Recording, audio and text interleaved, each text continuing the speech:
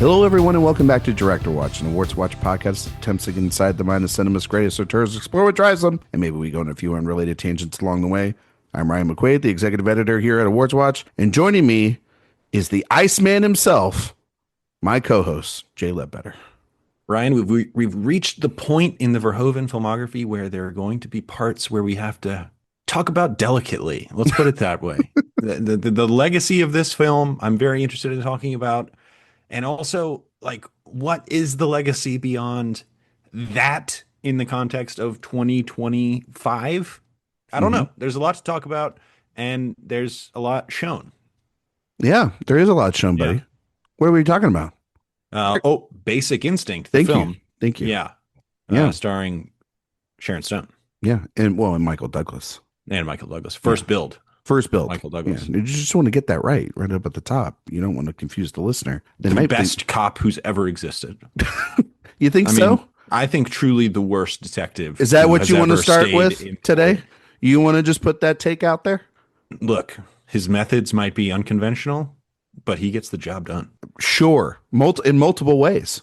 Yeah. When you're watching this film. Yes, jobs are going to get done.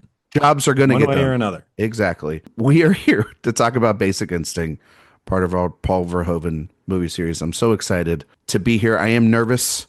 You're right, Jay. We are stepping into it. Like, I feel like each film we go along in the Verhoeven series, we still have showgirls. So, yeah, I mean, we're going to get there.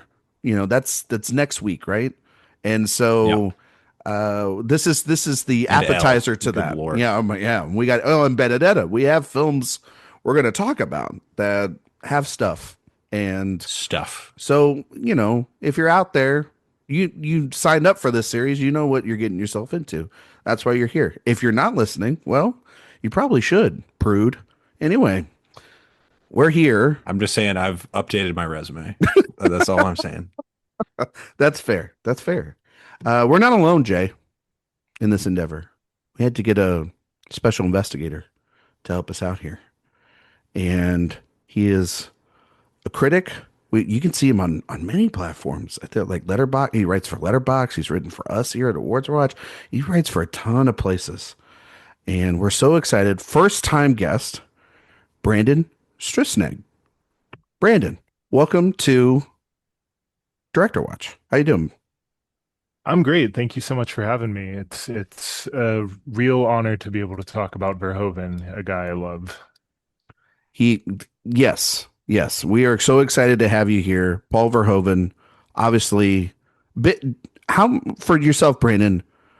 Is he one of your guys? Because for Jay, he is one of his guys. Like that, he loves Verhoeven. One of my faves. For yourself, what is your relationship with Paul Verhoeven, Brandon? Well, it's weird because I would say yes, he is one of my guys, but I don't think about him as one of my guys as much as I feel like I should. I had a similar experience recently. You mentioned Letterboxd. I did a career retrospective with Danny Boyle recently, and going through his movies again, all of which I had seen, I was like, oh, this is one of my guys, and I just completely forgot. And that's kind of how I'm feeling about Verhoeven, just looking at his filmography. There's so many movies here that I love. A few are like Showgirls is one of my favorite movies of all time. And so, yeah, he's definitely one of my guys. I feel like I love the earlier stuff minus Showgirls, because that's kind of in the middle. And then I drop off a bit, and then I'm like back in it for his more recent stuff. Really love Elle, really love Benedetta, really love Black Book. But the 90s period, I don't think I consider enough, which I am realizing I'm wrong about that with today's movie. No, I think like this is he's capturing the zeitgeist in this era big time. And when I was looking into this film that we're going to talk about today, which is truly one of the wildest films I've watched recently with my wife, I couldn't believe that she actually sat down and watched this movie with me. I just forgot, and Jay, you might have a lot more on the backstory for this, but I just forgot how much of a hit this thing was, and how huge in the culture this movie was. And it is kind of weird, to your point, Brandon, for a guy like Paul Verhoeven, who has so many, I think, very memorable iconic films in his filmography that people kind of forget when you talk about. I wouldn't say The like all. legacy of this one is weird. It's very weird, but his you would I would think that because most of us kind of grew up in and around his films being like on late night television and stuff, that there would be sort of nostalgic, kind of like when you're talking about with Danny Boyle. There is I saw a lot of people like yourself, Brandon, this past couple of weeks because of 28 years later, rewatching a lot of his films and seeing if they held up, seeing if those of that original 28 Days film held up, and then people kind of go down a Boyle rabbit hole. I feel like a lot of people are starting to do that with Verhoeven over the last couple of years. I think that that's just maybe the power of Letterboxd and people talking about, because, and we'll talk about it next week, Jay, but the reclaiming of a movie like Showgirls, what we talked about with RoboCop and Total Recall, and people seeing a lot more in those than just action films. But this movie in particular, this is a movie that is, I would say, a jewel in a movie that when you talk about the erotic thriller, this is like, not to spoil my thoughts on it, but it's kind of a very important Mount Rushmore esque pick for many people if you're talking about this Sure. subgenre, right, Jay? No, it absolutely is. It is interesting. I do feel like it's sort of forgotten in his filmography. Showgirls is, regardless of its reception at the time, it's such a loud kind of movie as far as existing in the culture. RoboCop has just maintained its genre legacy. This is sort of, it's obviously a genre exercise, but I feel like it's less unique in its kind of formalism in its form than some of those other films. And I feel like it's playing so specifically on things that people are familiar with that it hasn't sustained quite as much. That doesn't make it any better or worse than those other films that I just mentioned. I happen to think that this movie is very, very good. Yeah. And it is obviously playing to, I mean, I listened to the commentary. It's Paul Verhoeven and Jan de Bont. Oh. And it's mostly Jan de Bont being like, whoa, what a great shot I did here, which is a cool thing to do on a commentary. But it's also Verhoeven basically being like, yeah, this was Hitchcock. Yeah, this was Hitchcock. Yeah, this was Hitchcock. Obviously, Vertigo is a huge influence on this film. Um, but it does have a weird place sort of in his history. I certainly think RoboCop is kind of the one that has sustained probably above all else, and probably deservedly so. But this one, as huge of a hit as it was at the time, I feel like it has sort of become the movie where Sharon Stone uncrosses her legs as much as anything else, What does which she is, do when she uncrosses her legs, Jay? I mean, that's what she does. I mean, that's it. I mean, that's I just But what? But described what is? what she But did. but I mean, people uncross their legs every day.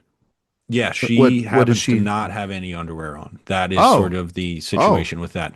Wait, that's what Um, happened in the film? it is, and the Okay. story behind that is actually very interesting and is sort of it's a real credit to Sharon Stone, I would say, but it's kind of a credit to the whole production to a certain extent, where they were willing to cut it out if Sharon Stone wanted to, and she wasn't aware that it was happening in the moment, but then she thought it was so powerful that she sort of kept it in. I mean, it's a fascinating sort of story in really the history of Hollywood. But I love this film. I will say, and it's not a film I've loved No. every time I've seen it. This was No, because one that, coming into this, Ryan, I even told you, I was like, I don't. This is not one of my Verhovens. And then I watched it this time, and I'm like, oh, I was stupid. So we'll get into it, but it's a good film.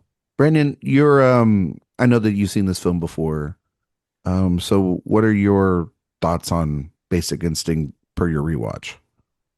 Well, I was surprised at how great it was because I think, like I said, that 90s period, like The Hollow Man, Starship Troopers, Basic Instinct, Showgirls is like, well, I guess Total Recall's there too, but for whatever reason, I always think of that as an 80s movie and it's not, but just That's feels fair. like it feels of a piece with that. But I love Hmm. Total Recall. But of all those movies, Showgirls is the only one I really go back to a lot. So Basic Instinct, I think I was always kind of like, oh yeah, that was, one of the more minor ones for him. And going back and rewatching it, I mean, it's you immediately understand why it's so iconic beyond the interrogation scene. I think for a generation of people, I mean, it's like it's the erotic thriller, and it makes so much sense. I mean, it's gorgeous. John de shoots the. Am I allowed to swear on this? I Oh never yeah, know. you can swear as much uh, as you want. Jan de shoots the shit out of this movie. I mean, there's the scene uh where Nick Hathaway is he's Michael Douglas. He's having kind of violent sex with Jean Triplehorn, and it's a hard to watch scene. But before the violence sort of kicks up, they're making out up against the wall, and behind them is like this pink window looking out at this party or something going on across the street. And I just was like, couldn't believe that shot. I paused it on that shot because I was like, my God, this movie is so much better looking than I remember. And that was what stood out to me. Almost where that and Sharon Stone's performance, which I'm sure we'll get to, but just the way this looks is unbelievable. It really, I think we all know that Verhoeven movies uniformly look great, but I still don't think we talk about this one enough in terms of that. Movie looks incredible.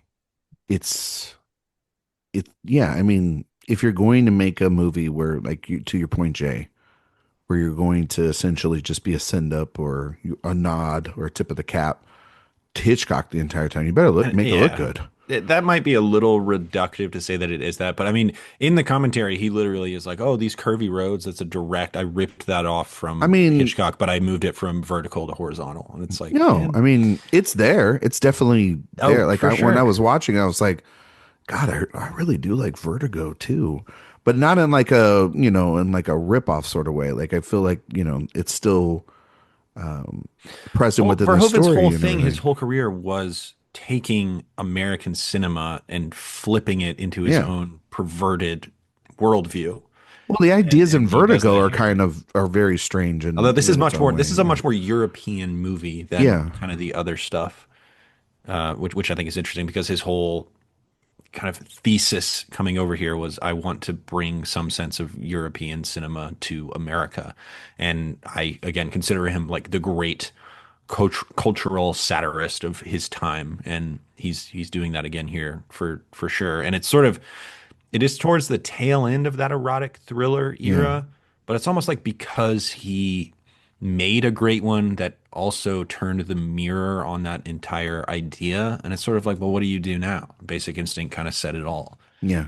It kind of just essentially just okay, this is the nail in It's, the coffin. We don't have it's to do kind of this what anymore. Verhoeven does. Well, that is the thing as well too. Is I mean, and well, I'm sure we're going to talk about it, but like why movies like this don't exist anymore, and that's we talked about that a I lot mean, with when have you we. seen the sex scene discourse on Twitter? I was going to say I think a lot of it. Yeah, when I was watching this movie, I'm like, okay, because the last couple of days, the New York Times put out their, not to date this recording, but they put out they're slowly putting out their 100 best films of the last 25 years Mhm. list, and which Jay, I didn't see you participate in No, that. you know what? I put it together and then I was like, this is embarrassingly basic. I'm not going to put it out there. I'm just not Okay, going to do it. It's not Brandon, worth did it. you do one? I did one. Let me see what I did because I did it through Letterboxd. I didn't end up doing the reader one that they were offering. But yeah, I did do one through Letterboxd and immediately hated what I chose. I will say their interface of doing it was actually not bad. Like the way It that they wasn't. selected. It wasn't bad. Yeah. It wasn't, but just their pool of movies was surprisingly a lot smaller than I kind of realized. So, maybe it was like maybe a tease of what only people picked, I I think that guess. might have been what it was because I only found one Indian movie on there, which of course was RRR, like the only crossover we've had in the Well, that's last the only one 20 that's ever been years. made. I don't. Exactly. Yeah, It and I is just crazy how small the output of Indian cinema has been. They made one movie in the last 25 years. Yeah, that's I crazy. know A I whole can't believe country, that. just one movie. It's like what last. billions of people and None of them wanted to pick up a camera. I mean, like God, the funding over there must be crazy to make a movie. I don't know. Anyway, no, I was seeing everyone's lists, and Oh, I've got it right here. It's a good list from Brandon. Okay, what's A very interesting Brandon? list. Do you mind if we read this? I don't know. Oh no, not at all. I mean, I'll Okay. probably be embarrassed because again, I regret some of it because there's immediately things I missed. But Like yeah, no, 100 films that just come right off your head once you pick 10, right? exactly. Jay, Okay, so we've what's the got list? Caught by the Tides, Miami Vice. Don't know. I I don't think know your that Brandon. relationship You with don't Miami have any Vice is well relationship with that documented. movie whatsoever. So I've Um, actually never seen it. he was actually putting on the TV show. He forgot that it came out in the 80s. yeah, exactly. Personal Shopper, Inland Empire, Bloody Okay. Nose, Empty Pockets, Speed Ooh. Racer. I'm sorry, I'm not familiar with this one. Running or Karma? Is that what it's Running called? on Karma. That's Running a on Karma. Johnny Toe movie. Oh, yes. Ooh, Yeah, Okay. okay. Yep. yeah. All Yep. right. Castration movie. Another one I have not seen. Halloween 2 and 35 Shots of Rum. So, Halloween 2. Wow. yeah. I'm a big fan of those Rob Zombie movies. Those were big turnarounds for me. Hated them when they came out, and then I watched them like a couple years ago, and I was like really digging on them. I was surprised at how much I loved the second one specifically. It's doing a lot of weird stuff in that. I mean, I hate to compare anything to David Lynch, but it feels a lot like Fire Walk with Me, which was shocking to Interesting. me. It Yeah. is. I gotta rewatch them. I think Brandon and I have this in common, although his list is a lot more interesting than mine. But I think Brandon, you seem to really emphasize form. Yeah, Just really challenging the medium I with that list. I am definitely I'm definitely more of a visual viewer than a script viewer. I'll say that my Yeah. girlfriend is more of a writer than I am when it comes to that. And so not to date this like you said, Ryan, but I I saw it 28 years later for a second time because she wanted to see it, and she had a lot more. She liked it, but she had a lot more quibbles with it. I'm blown away by the how it looks. I mean, of course, I do appreciate script and film, but she had more quibbles with like the weird tone it takes here and there, which I completely understand because it's a bizarre direction for that movie to take. But I, yeah, I'm much more of a form guy. Yeah, I think that's the thing though with somebody like Danny Boyle is he's if you're doing it as just a Boyle exercise, that movie has so much going on. The way in which he's, I said this I on mean, I our would say The main Beach show. is the ultimate test for that. I Oh mean, yeah. well, what I was going to say is that like when I said it on the main show when we reviewed that film, I was saying like Boyle is the visualist, and then Garland is the writer. And if you're not a giant Garland fan, that's where you're going to have your issues. But Boyle is a lot like Fincher in that they are very big pioneers of the digital form and how much you can push it. And I mean, the photos of the iPhone rig thing that they created or whatever for some of those skills, I was sitting there. I don't know whether to be impressed by it or horrified by it, but I'm so intrigued by it. And that's what kind of makes I think that movie, really work is I haven't that seen it yet. the script is pretty like basic, but the visuals are what keep it I've heard really interesting. some people have said like it's very emotional, Yeah. at on the It script level. it I is, haven't seen it yeah. yet, but Goes in a very, very different direction than I think many would Uh, think. Jay, what was your list? no, I Just don't say it. remember. I don't think I have it. I mean, it You was don't have Tree it? of Life. Tree of Life was absolutely one. Honestly, it was probably how many How many movies times? has he come out with in the 21st century? Like five. Well, there was Knight of Um, Cups yeah, and song to song. No, I mean, honestly, it might be, but I tried to limit it to one filmmaker. I have it here somewhere. you want I me think to want me to do my why I yeah, do? you Yeah. can do it. All right. So I did this is in order of release. The Virgin Suicides, Mulholland Drive, Something's Gotta Give, The New World, There Will Be Blood, Zodiac, Inside Llewyn Davis, Moonlight, Phantom Thread, Once Upon a Time in Hollywood. A lot of movies I love there. Yeah. Yeah. Yeah, I don't have it in front of me actually, but if I was, doing it, Tree of Life, How to Train Your Dragon 3, and the live action remake. American Pie 2, um, The Master would be there for you, The wouldn't it, Master Jay? is definitely there for me. I would probably have Inglorious Bastards on there. New Oh, World is a great call. I'm a big fan of the New You World. know, love New World. the thing about I had for a long time, the last couple of weeks been thinking about it, and for a thing that we're doing up on Awards Watch, I kept thinking about Tree of Life, but honestly, every time I thought about Tree of Life, I thought about the New World, And I was like, man, I love both of them. And if I had to pick one to watch right now, I'd pick the New World. And I ranked on when on our Malik series, Jay, I ranked Tree of Life higher, but I did the switch recently. I think New World's higher now, right now, just a smidge. I would have So, Portrait on there. I might have First Reformed on there. oh, we Great just, movie. we just got good taste, you know? I love the Speed Racer call, obviously Miami Vice. Like there were movies that I was thinking about like My Beloved Michael Clayton. Oh I, s- man, yeah. I was thinking about Master and Commander. Ah, great movie. Man, now see that's what I mean. I'm like already mad that I was so many thinking of those are I missing. was thinking about Contagion. I was thinking I about would have Ocean's 11 for sure. Ocean's 11. Yeah. Like I watched that movie again last week. I was thinking It's just the best. there's just It so might many good be movies. I think Ocean's 11 might be like the best studio like starry studio movie of this century. I just don't know how what gets better than It that. might be the most rewatchable movie of our lifetime. Yeah. Like straight up. Like I put that thing on a plane when I fly every time. It's a perfect plane movie. I just love it. It's You also a know, perfect movie. it's just a perfect Forget movie. plane. It's a perfect It's a land movie. perfect It's a comfort. perfect boat It's movie. I can sit out Plane, yeah, train, automobile. Beal. Perfect film. Haven't tried it in space. Perfect couch film. You Yeah, think it's we'd the be best. able to, well, one day we'll be able to see it I in don't know. I space. don't have Never the know. exact list, but You know? those are some of the nominees. But anyway, yeah, I just think about the the whole point of bringing up the list was is that when to Jay's point, wasn't a lot of like movies with like this or anywhere near close to the kind of pushing of the form like this because they just don't make them like this anymore. This is definitely one of those where you're just like, God, this is because like what was that Ben Affleck movie that came out a couple of years Oh, ago?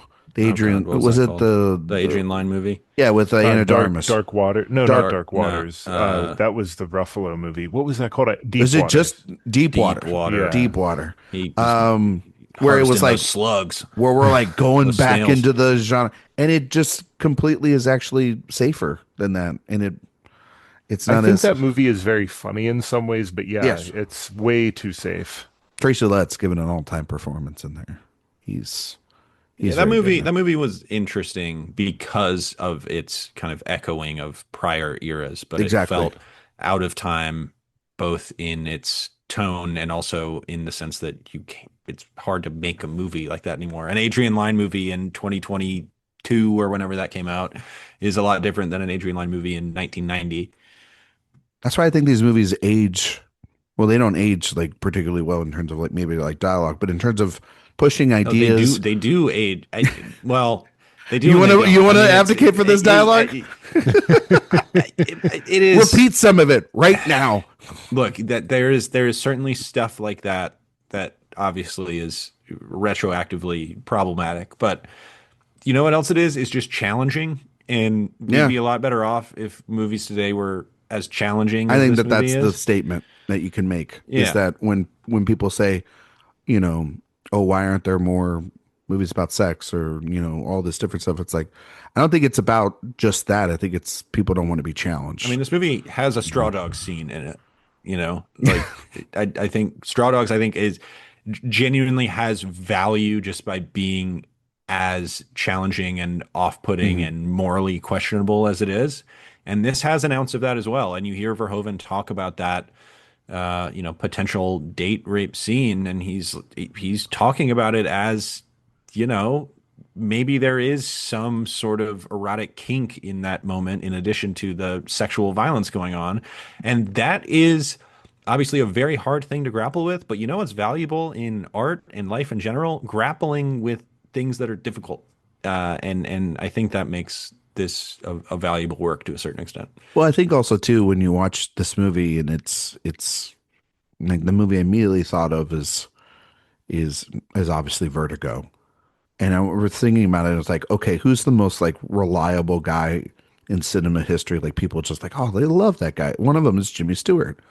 And so you kind of take that, not necessarily that character, that persona, but if you're going to, as I'm watching this film and the sort of the blurred lines of what Verhoeven's trying to do, and in that film, you know, in that film to me, you know, Stewart's up and downs in terms of your likability and trust of that character. But in this film, from the get go, it's made to believe because he's the detective, because he's on the right side of the law, that you're supposed to go through Michael Douglas and think that he's the good guy. But every ounce of him, every decision he makes, whether we think they're rad or morally irresponsible, proved to be the otherwise. And that's the other thing about this I would is that say there's him not. getting high on cocaine and shooting tourists is pretty It's pretty irresponsible. irresponsible, right? Yeah. Not good at his job. Would you say, Jay? Maybe the ultimate ACAB film to a certain extent. But I think that watching it, there's just so much complexity within the dance that he's having with Sharon Stone throughout this entire film, and it's tense, it's erotic, it's sexy, it's borderline insane. No, probably not borderline. It is insane, but it all fits within the world and the rules that Verhoeven has set up here, and it rocks. This movie rocks. I was watching it every time there was a crazy line of dialogue.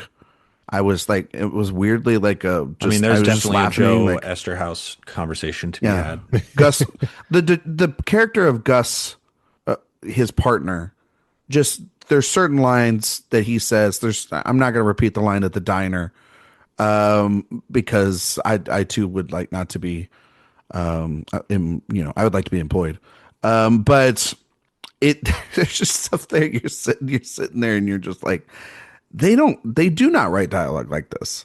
And I don't know if I mean, but I don't know many people that can pull it off. And Well, yeah, the Esther funny House thing, is becomes like a guy for him and works with him, but he is the king of trash in making these scripts that have these things with broader themes that I think are really fascinating in the other films that we'll talk about in conjunction with Verhoeven, but also I know Jay, you want to talk about him just at large. no, not even necessarily at large. But the funny thing about this film in particular is that Verhoeven got brought on, and Eszterhas essentially left the project because he was like, this man is vile, vulgar, crass, and it's like, you're Joe Eszterhas, man. What are you talking about?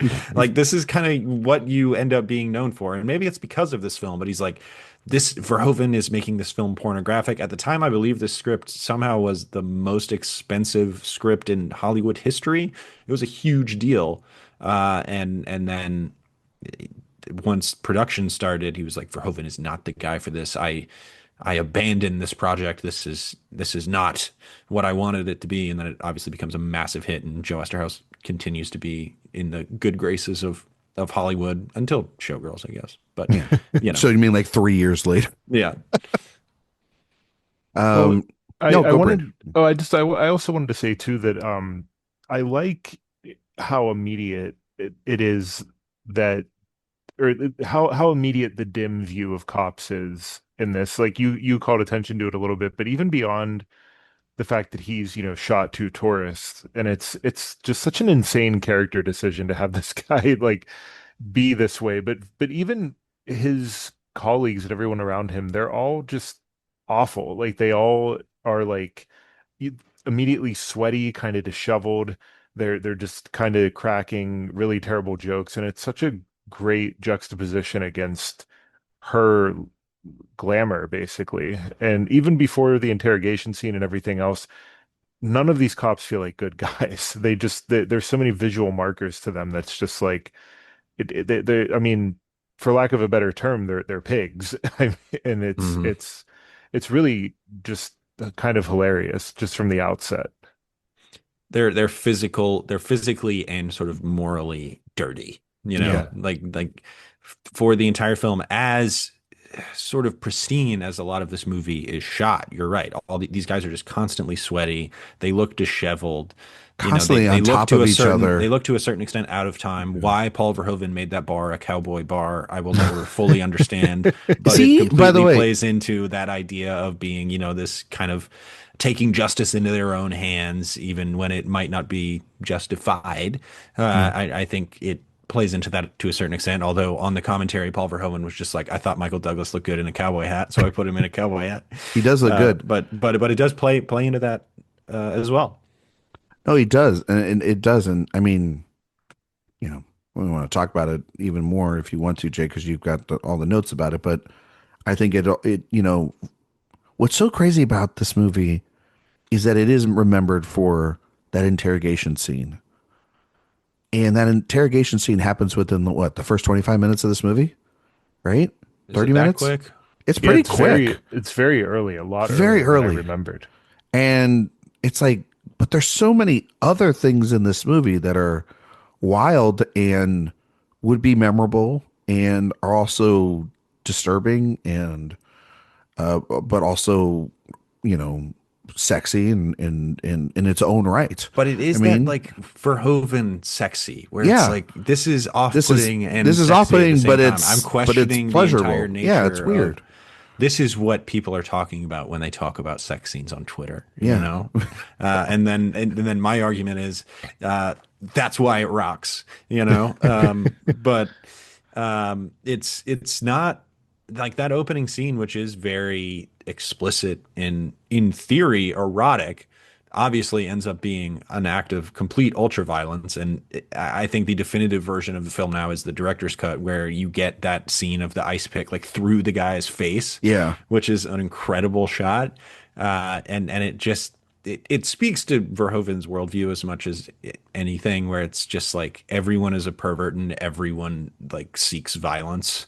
As a guy, who grew up in Nazi Holland, but that's kind of his thing, and it is as clear in this film as maybe any of his American films, except maybe like whether it's his best film, I think is certainly up for debate. But Hollow Man certainly possesses his worldview, if nothing else. I was thinking a But little bit this is sort of along those lines. I was thinking a little bit of Hollow Man when we were watching the film, and I was thinking about Nick and Michael Douglas, and I mean when Brandon, I think you brought up him coming, Triple Horn coming over to the apartment, and that shot there, that scene, which I mean it could be like in a I think in a regular film that they are at odds with one another, but they have a past relationship, right?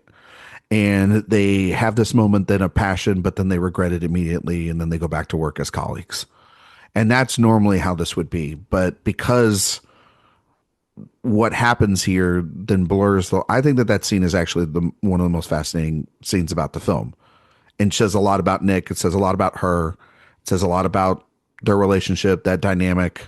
It just says so much beyond obviously this disgusting, morally gray act of what happens there. What happens after the fact, her reactions, them still talking as if this is kind of normal, like that this has happened before multiple times. And even in the act too, there's moments where Verhoeven puts the camera on her face and she goes from not wanting it to then showing like she's taken over by it, and she doesn't really call him out for it afterwards. So this is something that's normal within the relationship, and that's speaks to then the turns later about like, well, are these both of these people willing to go into morally gray lines in order to complete their tasks? Because yeah, I think they are, because of how they then treat one another. And then obviously his morally gray relationship with Catherine throughout the film, this dance of egos that we see throughout, that culminates in, I mean, a sex scene where where the girl she's with is watching, and that she's essentially told to watch. And so those sexual dynamics as well are just really fascinating. And that's why I think the movie is far more interesting than just one gotcha shot that sort of people through the lexicon of history are talking about with this movie. Is like this, there's so much to chew on this bone. And that's why Verhoeven, sorry to to the screenwriter, that's why Verhoeven's right for this material, is he's able to find all the multiple avenues to, I think, discuss some of He this stuff. takes trash and turns it Yeah, into he elevates art. it. I mean, Yeah. it's his magic. I completely agree. And I mean, I think, I mean, it might sound a little silly to say this, but it's a surprisingly forward-thinking film when it comes to queer sexuality. I mean, Yeah. it's one of the most, I mean, not overtly, it's blatantly a bisexual film made in what was this, 91, 92?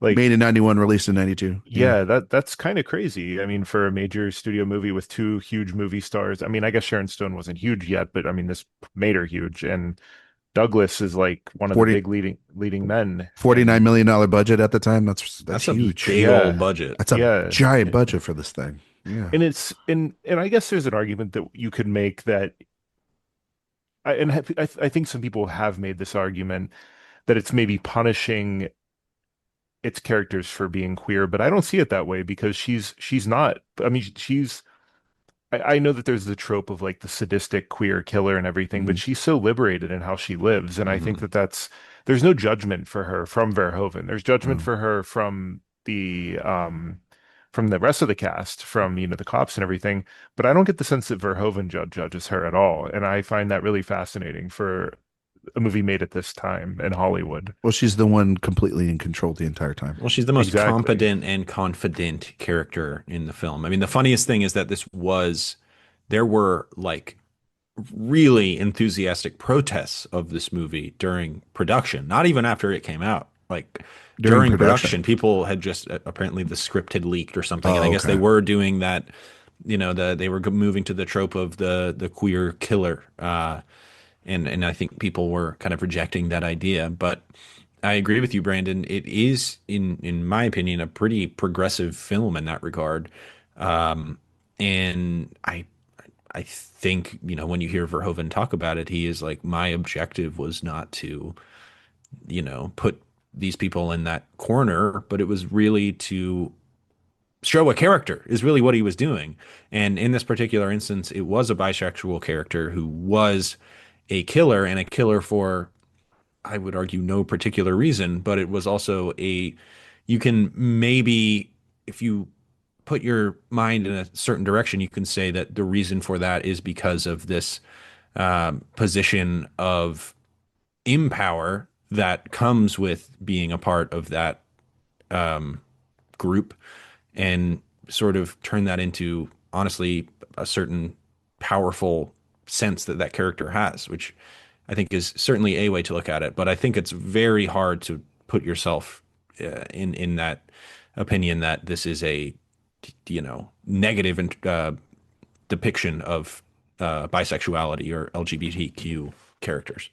No, and I think also too, I think when I was watching the film too, you know, this whole elaborate murder mystery, it really just boils down to it. I was thinking about it. I was just like, this is just her kink. This is what turns her on. The thrill of all of this. And it then also She activates almost just wants to, sexually. like, And she kills just so she can try and get away with it. I think that You that's the know? case. I think that that's, and that's not judgment on, if she was doing this to a female detective or if she was doing this to a male detective. I think that this is how she lives her life. She lives it on a dangerous rope that she somewhat knows how to control.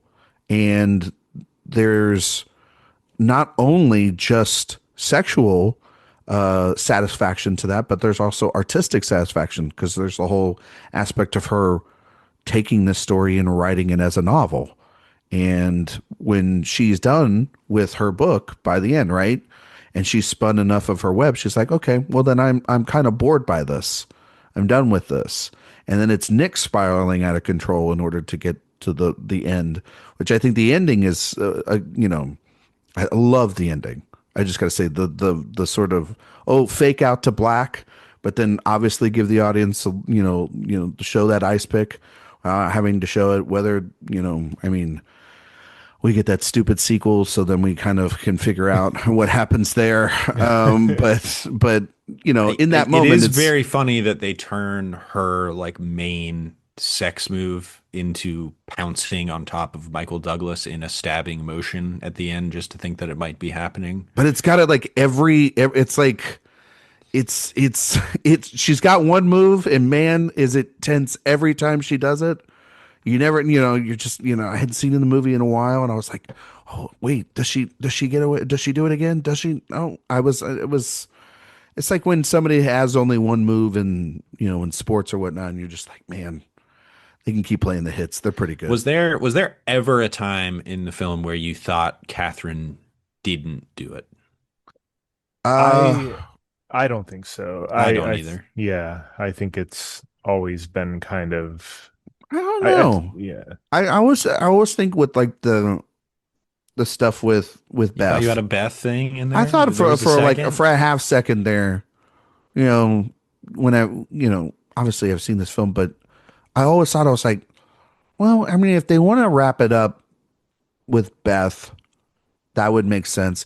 Here's the thing, the movie I was thinking about a lot, and I was like, but then how convoluted would that be? Because of the actions that Catherine has done throughout this film, it wouldn't make any sense then if it was Beth, and then the movie, I think, just logically would kind of crumble. Then you kind of think about a That movie like, interrogation scene doesn't really make sense if mm-mm, she's not the no, it killer. doesn't make sense. Also, her using the book as an alibi is hilarious, Yeah, and I don't think it really works as an alibi. I don't think She so did like either. a preemptive "if I did it" O.J. Simpson book. Like I'm going to do it. I Have think you read is that book, what the Jay? title should have been. Yeah, it's my favorite. I have 3 Is it on the copies. shelf? I've worn out. I've worn out. Did the you get one spine. signed? Unfortunately, I didn't, and I'll never get to now. Yeah, well, R.I.P. O.J. R.I.P. the juice. That joke in the Naked Gun Liam Neeson trailer Yeah, where O.J. Simpson is on. Have you seen it? yeah, yeah. Yeah, where O.J. Simpson's on the wall and the guy's like, No, funny, funny. good, good. Do you think that movie's gonna be good, I think it's gonna be good. Brandon? Thoughts on I'm the putting it on the record Naked now. Gun? I think they've nailed the humor. I mean, Yeah. the manslaughter, the man's laughter God, line, it just kills me. God damn it. It's It's good. so good. I really think they've nailed the humor, and the casting is perfect. I mean, Liam Neeson and Pam Anderson is just it's dead on casting Well, for that's that what they sort of don't, thing. people forget is that Leslie Nielsen was mostly a dramatic actor before he Yeah. started doing those films, like Airplane and O.J. was mostly a football player. was he? Hmm. Okay. What happened after he did the movies and everything? Nothing significant? Can't recall. Okay. Nothing in the 90s? I think he Maybe a just bit of a quietly basic retired. instinct situation. Oh, okay. He had a good alibi. He wrote that book too. Something like Yeah. that. Let's turn this Can't into an trust me. O.J. podcast. No, we should not do that. Good Lord. Nobody can sue us anymore. Really? You don't think I don't know. anybody could sue us Can the anymore estate of O.J. sue for defamation? from a movie a thing? podcast? I don't know. I Well, mean, no, what well, is? it's not going to be a I movie mean, podcast anymore. It's going to be an O.J. podcast. oh, okay. We're gonna switch next week. It's what Yeah, an we're gonna OJ watch. pivot. Well, you can't call it like what OJ watch. We can't do that. That's not good. Like, what are we watching? At We're that going to point? call it. Here's what we're going to call it: What? mimosa. Oh my god! And it's just about spilling, Spilling the OJ tea. tea. All Yeah. right, all right. Brandon, Just will you like come back on OJ, next week for OJ that? gossip. I absolutely will. This is what you signed up for, Brandon. I apologize for this. Oh no, this is great. Jay, would you do your impression of Southern OJ Simpson Oh, O.J. Simpson Jr., one Yeah. of my great impressions. that we're never gonna hear on air? Absolutely never Absolutely going to not. do it. No. It did reveal itself on a bachelor trip to New Orleans, but luckily for everyone, will not be occurring ever again. He has Nope. been banned. Oh, okay. Did anybody record any of that audio? I hope not. Otherwise, you've got your own blackmail to deal with, aren't you? O.J. Simpson Jr. Honestly, good bit by me, but never going to see the light of day. Okay. All right. He mostly sounded like Foghorn Leghorn. It was not. It wasn't bad. Wasn't bad. No, but But it it was was funny. It was funny. There's also a character I created that weekend called, his name was Gene. Okay. And there was a guy who on Bourbon Street, he Okay. would go multiple times. We saw this. He would go up to young women with ripped jeans on and say, "Hey, you got holes in your jeans. Don't know if you noticed." And I thought that was a good bit, and I turned that into a character and I decided his name was Gene Okay. because he was obsessed with jeans. That movie is coming to theaters next Christmas. Mhm. Jesus Christ. Would Gene what would Gene be in this movie then? Oh, he would be very He'd be the Wayne Knight character Oh, he for would be a sure. little Yeah, Wayne Knight. All right. He'd definitely hang out at the cowboy bar.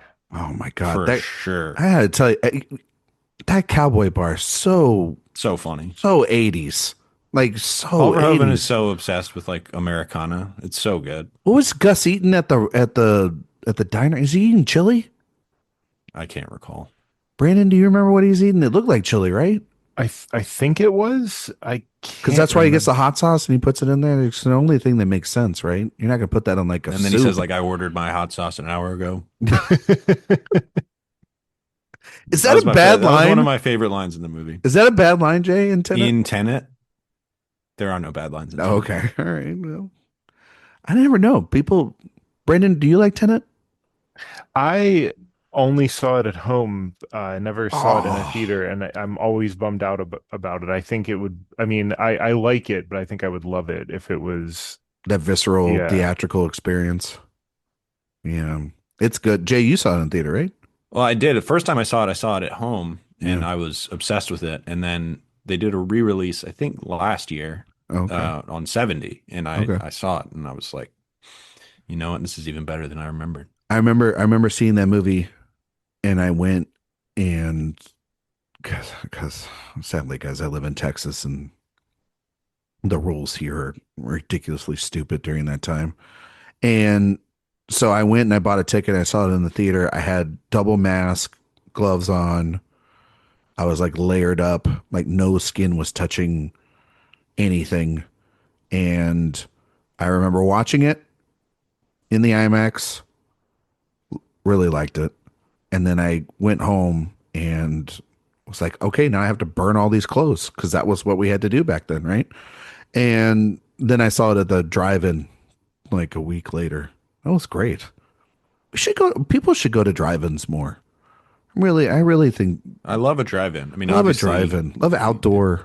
You know, sound is a problem. I mean, yeah, it's You're just get not a getting good that speaker. Dolby sound. Just get a good speaker in your car. Just buy a really expensive car, Yeah, and just buy a then you'll really be good expensive enough. car and just do it like that.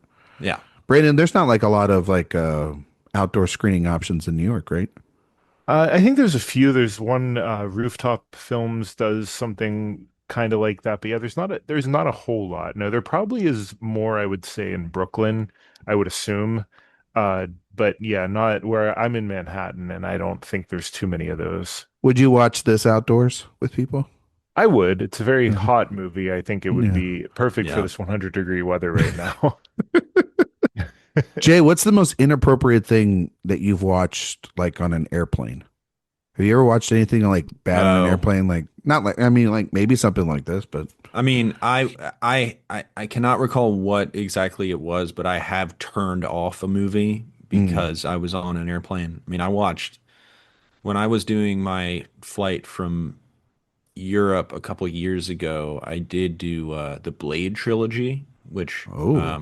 was fun and also, you know, violent films. But if there's anything, honestly, if there's any nudity, a very American sensibility I have. Violence I don't have a problem with, but if there's nudity on a film, I will probably turn it off on I a was just plane. saying, like in terms of like a community thing, it's so interesting. Like when we're in a movie theater or even like in an outdoor setting like that, um, we're just watching a movie or anything. But when you get on a plane, that's when you really become like clutching your pearls and everything's That is buttoned true. up. And It's like Brandon, being in an interrogation room. Have you ever had that happen to you where you're just like, I can't watch this. This is too much on a plane. I Not on a plane, no. Not I haven't had that privilege yet. I mean, I don't think I've ever taken a long enough flight for me. Well, I guess LA from here to LA would have been long enough. But yeah, I don't think I've ever actually watched a movie on a plane. Mm, okay. It's a Very When great. weird that I just realized that. see this podcast, it contains multitudes. It You really, can learn yeah, something new it's a about very, yourself. You you know. learn a lot. Um, I think I just curate my my experience on a plane with films that are more of comfort rather than like I don't want to It's watch either something. things that you otherwise wouldn't watch or comfort movies. I don't really want to watch something new though on a plane. I would watch something new that I didn't have that much interest in. I watched the Paddington movie 3, the one Paddington in in Peru. Peru. I watched that on the plane. I didn't like it. Just putting that out there. Haven't watched it yet. Wasn't a big fan. So, Brandon, Wow. were you? I Did I you think? hear it's not very good. I haven't seen that one yet. I like the first two. Who would have thought Paul King had the Riz? Yeah, exactly. Wonka stinks. How would Paul King direct this movie? This film, it would be Yeah. worse. It'd I be, You think mean, so? it'd be more whimsical. The sex scenes? God, Yeah. I Okay. want Verhoeven to make his next movie so bad, They'd man. be falling down laundry chutes and whatever else Like they're Paddington gets having up. sex, but they're falling down laundry. No, Yeah. they are Okay, not. now I kind of want to see that movie, Jay. That does sound really good. Brandon's bringing up good points. Um, but man, this movie is does anything that Nick does as a cop make any sense? Not at all, no. No, I mean probably not. Probably having sex with the main suspect probably doesn't make a lot of sense. Shooting his therapist probably doesn't make a lot of sense. No, Sexually none. assaulting his ex-girlfriend slash the person that Who can he then later shoots. Yeah, he's not great to Beth in this one. I will say. he's not good to Beth. Like Although cussing Gene, out let Gus. me tell you, Gene Triplehorn, absolute babe in this movie. Oh, it's important person? Oh my God. I was watching this with my wife, and my wife was in the middle of the film. She was like, "You're way more into the therapist than Sharon Sharon Stone. Stone, right?" And I was like, "You nailed me. You got me." I was into Sharon Stone's girlfriend. Roxy, Yeah, Roxy. who was like never in another movie. Never in another movie after this. Brandon, we do a thing here on Director Watch where we talk about important people in our lives. Those are basically the celebrities in film or in culture that we have crushes on. We do it with more dignity by saying that they're important Yeah, people. it makes it classy and Yeah. not weird. Yeah, not weird. Do you have any like important people? Maybe not in this movie, but In just film like right now? in film right now. Just people that I love in film right now. Sure. Love, Man. crush. You know, would I mean, I throw guess caution my, to the wind. I guess I guess would stop being a normal detective for 5 minutes and and just say I'll do whatever. Who I would need to you do risk here. your career for? Yeah, who would you risk That's your the career for? question. I That's mean, the it's good one. such a lame answer, but probably Kristen Stewart. But I mean, at the same time, like I am not her type at all. So it would be a one way risking my career. She wouldn't care about me. In the past. Yeah, that's true. Maybe You had a maybe time one. machine. You could have gone. I don't know. I think Brandon can pull it off. I think there's a chance. You've And seen then these I- Letterboxd interviews he's been doing? I think if he Killing gets in it. there, sneaks in He's for an been killing interview. it. I did interview her back in January, and she was she was very excited to answer my questions. So who knows? I mean, I got a lot out of her in 10 minutes, which was great. So Was it just Kristen Stewart or was Stephen Yeun there as well? no, it was just her. It was a 10-minute interview, which are always tough, but she was very giving with her answers. It was nice. I was surprised because like you always hear stuff that sometimes she can be a tough interview, but it was a breeze. I think if it's just like That's awesome. I think she's better in one-on-ones. I think she's Yeah. getting better too because she's becoming and she's got the film coming out that I didn't get to see her directorial film. Is that the one where Stephen Yeun is a satellite or whatever? Yeah, the movie's not very good, and I was honestly shocked because when I moved to New York, I'll make this super short. No, you can make it as long as you want. It doesn't matter. No, I you better emailed- hurry up. I emailed a million publicists and was like, "Hey, I'm a film journalist in New York, blah blah blah," and it was like crazy how many doors opened to me. And she's been my favorite actor for like forever. And Well, you had I- Personal Shopper on your 10 best. I think that performance is incredible. And That's I an just incredible the, performance. the press day for that satellite movie fell in my lap, and I was like, "There's no way they're gonna say yes to this," but they did, and it was really cool. She was really great, but the movie unfortunately is not very good. So Kristen Stewart, anybody else? Probably 1990s Maggie Chung for sure. That's a I great mean, of answer. course. That's the Of first time course. anybody's brought that up. That's great. Yeah, Irma Vep era. Yeah, yeah. Heroic Trio era. I mean, honestly, now Maggie Chung. I mean, she's kind of disappeared, but yeah, she's a big one. She'll be forever in your heart. My Yeah, my Kristen Stewart is Clouds of Sils Maria. That's, Oh, man, great. That's my number great one. performance. Yeah, Incredible. I lean more towards Personal Shopper, but I think she's incredible in both of those films. I think she should Yeah. work with Asayas more. Her cameo in the Omar Vep series was very exciting. That's something I need I to never watch. watched it. Yeah, I I need to wanted to watch watch that. it. It's good. I was nervous about it because I love the movie so That much, but seems Yeah, the movie's ridiculous on great. paper. yeah, Yeah. he does some cool stuff with it. Well, it's kind of a Cloud Slows Maria on paper, Jay, because he Yeah, like kind of yeah. goes back to the thing that he had done when he was younger. So Yeah. there you It's go. sort of an Irma Vep in and of itself. Yeah, Jay, your number one still Rebecca Ferguson right now. Yeah, Yeah. absolutely. Okay. All right. Um, we can move on. We can move on. Well, I was didn't know if Sharon Stone was going to crack the list for you or not. Maybe Gene Triplehorn. Or I was going to say Jean Triplehorn. She Oh, does. and I guess my other one, a very, very stereotypical answer, but Anne Hathaway is a huge one. Oh yeah, Man, absolute Anne Anne. And Hathaway. and that's another New York story. My first week here, I was walking to my train from a screening, and she was standing on the curb hailing a cab, and Like we Devil Wears made Prada. yeah, and we made eye contact. Like we were like 5 feet away from each other, and it was one of those moments where like we made eye contact, and she clocked that I recognized her, and I clocked that her vibe was, yes, it's me. Please don't talk to me. And I was like, yep, noted, and kept going. The eye That contact said it rocks. all. It was, and yeah, I mean, it was very quick, but I was like, man, is New York always going to be like this? And I don't know. In some ways, it is because I've had some weird run-ins. Alec Baldwin almost ran me over with a stroller a couple weeks ago, but in other ways, Well, Cool. he's yeah. never he's not violent at Doing all. great. Well, you know, Yeah. I think yeah, I got off easy in that interaction, I think. But I saw recently that Yeah, the it is really weird. In my oh, I'm sorry, Jay. Were No, go you ahead, gonna Ron. no? Oh, well, I was just gonna say with Alec No, well, Baldwin I was just recently. getting God damn it! Don't come. God damn it! I just saw recently with Alec Baldwin that because he had done the match game show on ABC, they replaced him because of the whole shooting thing with Martin Short, and I'm like, well, why wasn't Martin Short doing that in the first place? More Martin Short basically and everything. But Jay, what were you gonna say?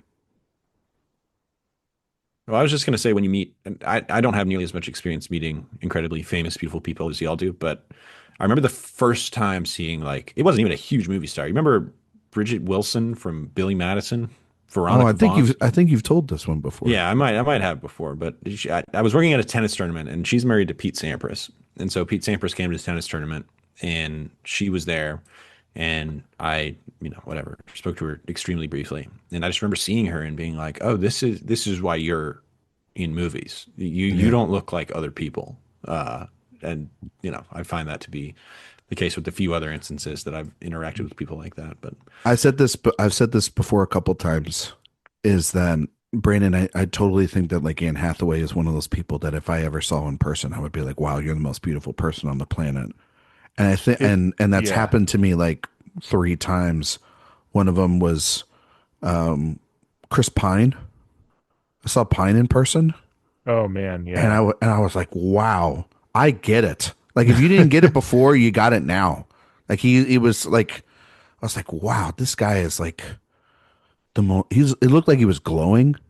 And the same thing happened with Charlize Theron, where it's just like, my Oh God, yeah, that's I the bet that most was beautiful the woman thing. ever. You And know, I then wouldn't think that about though, Michael Douglas. I was gonna say this. Hang on one second, but the other person was Carrie Mulligan. When I saw Carrie Mulligan, I got to meet her at Critics' Choice one year, and I was just like, wow, you are the most beautiful person in this room, like hands down. Like I would have never thought of it, but like I like had to like compose myself for half a second before I met her because I was like, wow, that she looks great, wonderful. But yeah, Michael Douglas, a rough face. Yeah. Not even a rough face, but he's got a very unique look to him, which is I oftentimes what it was takes to be a movie star. the wife and I were Also, it talking helps about that his dad this. was Kirk Douglas. Yeah, it helps that he's a little well, he's a nepo baby, you know what I mean? We were just trying to figure out who would play Nick if someone had the balls to make this Timothy movie. Chalamet. You think they no, come on. Who You else can't would it just be? I don't know. well, I'm just trying it doesn't have to be Chalamet. That would not work at I all. mean, the answer is probably Affleck. You think Ben Affleck would play this role Ben now? Affleck is he's the closest thing to Michael Douglas that we have right now, in my opinion. Who would play Sharon Stone? I have my answer for that one. Impossible. I think Margaret Qualley would play that role. Interesting. Brandon, thoughts on That's a recast. tough one. On a recast? I do think Margaret Qualley is a great choice. I'm trying to think of who else. I just don't know Man, who is Michael Douglas anymore. This is the thing we talk about, Jay. We talk about it yeah, with certain there's directors that don't make movies like this anymore. We don't have certain slime balls throughout that can get you $300 million. Let Denzel do it. yeah, Denzel and Margaret The most the Qualley. most anti-sex actor probably ever, Denzel Washington, and he's like, yeah, let me do it. No. I have no idea. Like, who is the young Michael Douglas? Who's an actor? Well, how old was Michael Douglas when this movie came out? Like 45, probably. No, was he that I mean, you old? have to have a guy who's not traditionally handsome. I mean, this guy kind of fell off the face of the earth, but maybe Dane DeHaan. Ooh, He's kind of a weirdo. He has weirdo energy, How but about this? Hartnett. ooh, that's a Him in Hart. great there. choice. That's a great Let him in Yes, there. choice. that's there you Let go. him in That's who there. you need. 1992, right? Yeah. I'm thinking he's probably 40 to 45. He was like 48 years old. 48. Yeah, he's way older. Jesus Christ! I Yeah. don't think he looks like it in this movie, but No, he's looking good. yeah. You get Leo to do it. Leo's pushing it, but Hartnett's great. That would be a great That thing would for be him. fun. Yeah, And it would be that kind of because you can't. Leo is too he's too pretty. classy Yeah, to do this movie to a certain extent. Hartnett, look, he's in this zone right now. yeah, he is in this zone right now after Trap. Get Knight to do it. Oh man, well, it would be better than whatever fucking Nicholas Sparks thing he's doing right now. Oh, is Though that what he's doing? What is that? What did he Brandon, just what's he start doing? What's M Night doing? He's doing this He's movie. doing Remain. It's a Nicholas Sparks. I don't know if it's based on a book or if he's writing the script. I think I'm the nervous book. about that aspect, I but think the book yeah. is coming out in like November, October, and Oh, then the movie comes out next year. And they've like collaborated together on this thing. It's got Jake Gyllenhaal, interesting. Emma Mackey. Is that right? Am I right about that? I believe so. Let me look it up really quick because he was But just posting about it the other day. but Yeah, they just started filming, right? he had one of the great performances of last year. Period. In Trap is Oh, Hartnett. it's Phoebe Denver. it's Phoebe Denver. It was one of those. She I'm kind of not looks like familiar Emma with Mackey. Phoebe Denver. Which one? Who? Yeah, Phoebe Denver. Which one? She's in Fair Play with Oh, with Alden Ehrenreich. Ehrenreich. Okay. He's another one. I think he's another one that could maybe do this. Yeah, Ehrenreich's good. He was good in Oppenheimer. You know who could do it? I think Who? Don't. Clint. Well, if the mule's in it any I indication, think Clint could pull it off. I finished up getting all my Clints, so I've got them all now. No, you're gonna go through every Clint. I'm gonna go through Clint. I haven't done every Clint. You want to do that together, just off-air stuff? The listeners Sure. are gonna be like, Let's "Talk do about Clint. Talk about Clint." Well, then we'll be here for like hours. Brandon, do you have a favorite? That's a year of. That's Clint. a year. Yeah, that's literally a year of podcasting. Brandon, do you have a favorite Clint? Oh man, is that tough? Is he one of your guys? He is for sure. Yeah, he's like Man, slowly becoming people's guys. Like, Jersey I mean, Boys. yeah. I mean, this isn't my favorite, but I thought number two was incredible. But man, what Yeah. is my favorite Clint? I mean, he's directed 900 movies. That's fair. Yeah. I did have Man. to literally find 900 movies to buy. I'm gonna look really quick at his filmography because I'm sure. It's a I great mean, Basic Instinct episode. This We're is really wonderful. knocking it out of the park. Yeah, well, same era. Bridges of Madison County is incredible. that's the one. I think that's actually both Ryan and mine. That's the one. That's both of our favorite. It's either that or I mean, it Or might be that. Unforgiven. I Or love High Unforgiven. Plains Drifter. I love Josie Yeah. Wales. I mean, but yeah, it's got to be Bridges of Madison County. It's either Bridges or it's Yes. Unforgiven for me. I Starring think Martin Unforgiven. Short's girlfriend. Correct, Meryl Streep. That's All her comes best back around. her best performance of her career, in Totally my agree. opinion. That Meryl's never been better. Should have won the Oscar for that. Like, she's incredible in that movie. And Clint's. I'm going to say this in Bridges. Clint's hot. For I can see why she's given up that life. That shot of him in the rain. Oh man, him and like picking the flower, or like doing like the photos by the flowers outside. Get out of here! Get out of here! Him in that pickup truck. Get out of here, Clint. Get out of here. do you guys have any other thoughts on Basic Instinct? Yeah, Yeah, should we Jay. start talking about Basic Instinct? Is that what we should We've probably do talked right now? about this movie. What are you talking about, smart ass? Well, then say something about it, then, Jay. We haven't even talked about the score. Jerry Goldsmith, thanks for Oh absolutely man, bringing the heat he on is this one. Again, sort of an homage in many ways to film history, but I think it really adds to so much of the tension such a of the film. such a climactic way to end this movie, if you know I what I mean, mean. we should probably talk about to one extent or another sort of the legacy of the leg uncrossing scene. I mean, Well, it's you got the research in front of you, buddy. Let's well, I mean, I guess sort of the main point. unravel the information. I briefly mentioned it earlier, but that was a moment that Verhoeven basically said, "Oh, it's shrouded. Nobody can see anything." And then they did a rough cut of the movie, and it turned out that that was certainly not the case. And Sharon Stone immediately was taken aback by that and said, I absolutely never want that to be shown on screen." But eventually, it's the artistic side of her just kind of took over and said it's a powerful moment in the film, and I think it really matches my character, and it ended up being in the movie. I think if Sharon Stone had said I do not want that in the movie, it seems like Verhoeven would have said, okay, we're not going to put it in the movie. Although I think in the back of his mind, he was really like, I Please, really hope she please. lets this be in the movie. Um, I mean, but for shock value's sake, I don't know. Maybe I'm just desensitized now because I don't know. HBO fucking Sunday nights I don't just know. show I just half as watched much as shit. Showgirl, so it's Yeah, like it's like whatever. you watch and you're like, this is. But we were, I mean, 30. This is like what 30 years ago. People, 30 plus, we yeah. lived in such weirdly prudish times. No, this would still be a pretty Hmm. shocking You moment. think It's people would be shocked by this now, not to the extent that not it like they was? were back then, but it is the thing about it is they really emphasize it. The Yeah. filmmaking is truly like this is a moment, And and I we think want you to understand that this is a moment. and I think if it was such a major movie star doing it too, I think that would be shocking for people. Well, I mean, like, I don't And know. nobody There's wanted to do this movie because it was so kind of lurid. You know, Julia Roberts was asked to do it. A bunch of Oh, other that would people have were been asked to do it. terrible. She would have been awful in this thing. Who were some of the people, Jay? Oh, I have it here. Hold on. But I will say to the to your point, Jay.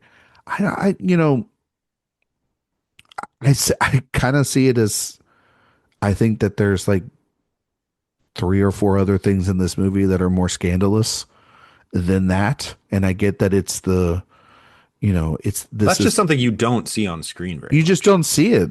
Yeah. But I think also like she's walking butt ass naked in front of where you can see everything in front of like the windows like 20 Yeah, but like that's the thing. 15 minutes later. It's like putting a magnifying glass there, you know? Like But that's the what that camera's moment not is. zoomed in on No, that no, no, it's position. not. You know It's what I mean? not. Like But it is a very and she it's plays it very so revealing. well. And I mean, yes, we need it's to go very in depth on Sharon Stone in it's this very film is it's really what we need to do. But yeah, but I mean it's very she's playing to that audience, right? She's playing to these men.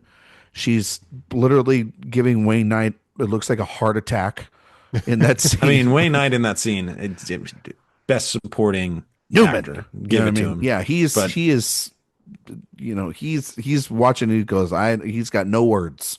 And it's probably how everybody reacted.